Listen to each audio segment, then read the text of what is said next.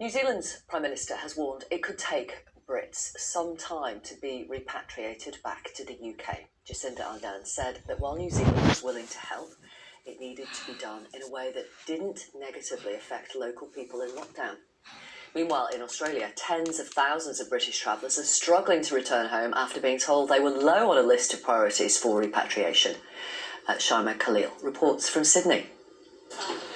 These are the lucky ones. Travellers stuck in Australia, finally able to go home. Many are Brits heeding the government's call to return to the UK.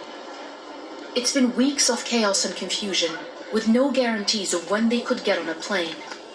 I've been anxious all week, fearful that we were never going to get back. And if we were going to get back, it would have been June or July or maybe September. It was quite hard to find information, to get clear, concise, accurate, reliable information. It's been a bit of a nightmare. We don't want to be here with all this going on, everything's shut and especially our families back home, and if we go in complete lockdown, I ain't got a job no more. For James and Nicola Tickle, it's an abrupt end to a year living in Australia. But with 2 flights from Sydney already cancelled, they're glad to be at the airport. Relief. Even though it's a very difficult place to leave, because we love it here. It's a beautiful place, beautiful people, but it'll be a relief once we get home, because it's been a big effort getting this far. The message from the UK government is that there will be no repatriation flights while commercial ones are available here in Australia.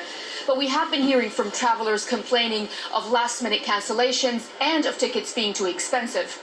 And while some people are able to get on flights to go back home, tens of thousands of others are trying the same thing with no success. Carol McGee has booked 4 different flights back to Scotland from Western Australia, but all have been pulled by the airlines. She helps run a Facebook group for Britons stranded here. I think the Foreign Office have been absolutely no use whatsoever. People are spending thousands of pounds on tickets. That's the ones that can afford it. And the rest of them are left with no food, no accommodation, no shelter, no help whatsoever. And they're just in dire straits. Britain's High Commissioner to Australia said emergency loans were available for the most desperate, and that they were working with airlines to keep commercial routes going during an unprecedented crisis. But with border closures in key transit points and ever-evolving restrictions, travellers are caught between the urgency to get back home and the uncertainty of when or if that will happen. Shaima Khalil, BBC News, Sydney. Let's bring you this from Spain.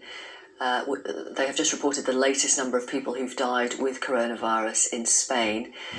In total, 9,053 people have died with coronavirus. That is up almost 1,000 people on this time yesterday.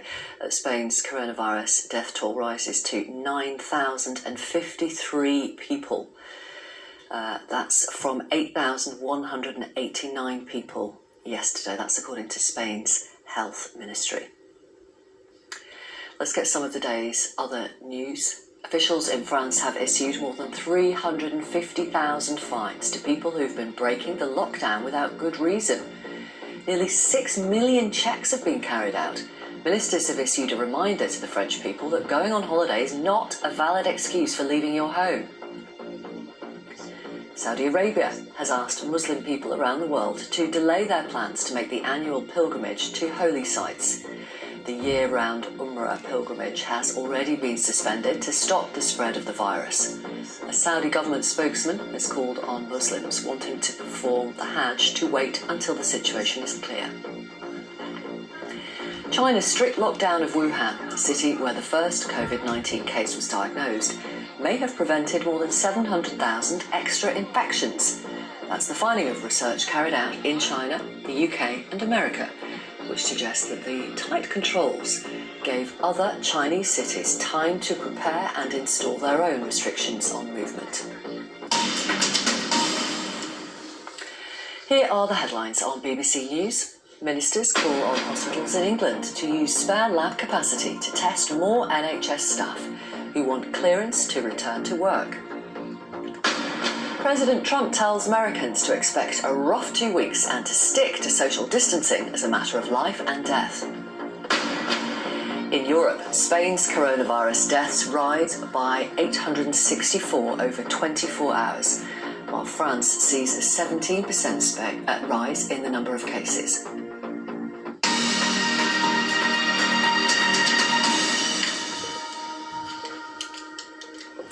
So far, Africa has not been impacted by coronavirus to the extent of other continents, but there are fears that healthcare systems will be unable to cope. The Central African Republic has just 3 ventilators for a population of nearly 5 million. Let's speak to the deputy in charge of the World Health Organization's response to COVID-19 in Africa.